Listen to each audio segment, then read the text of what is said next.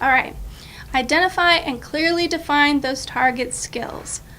The number one thing we need to be mindful of is anyone that reads this goal should be able to interpret it and implement that appropriately. Okay? So you cannot use terms that other people don't know about, right? You have to be very clear about where the child is and how it is that child needs to be prompted in order to be successful.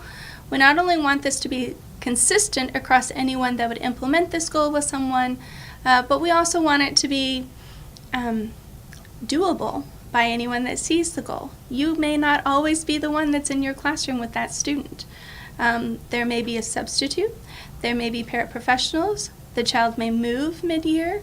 We need anyone that reads it to essentially understand what they should be doing with that child, right?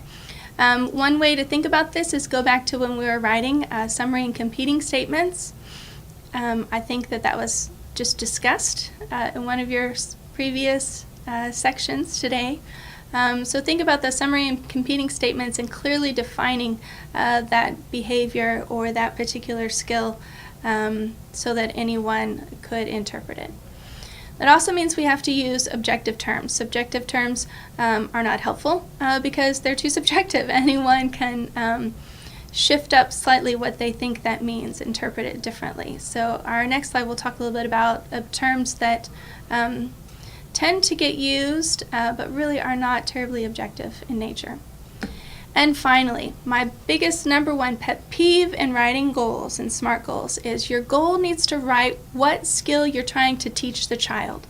So your goal needs to write what the student should do.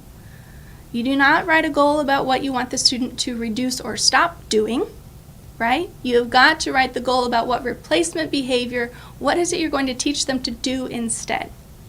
So always be mindful. Write goals in terms of what you want the child to do versus what not to do. And honestly, none of us can really teach the absence of a behavior. We can just teach different behaviors that replace that one.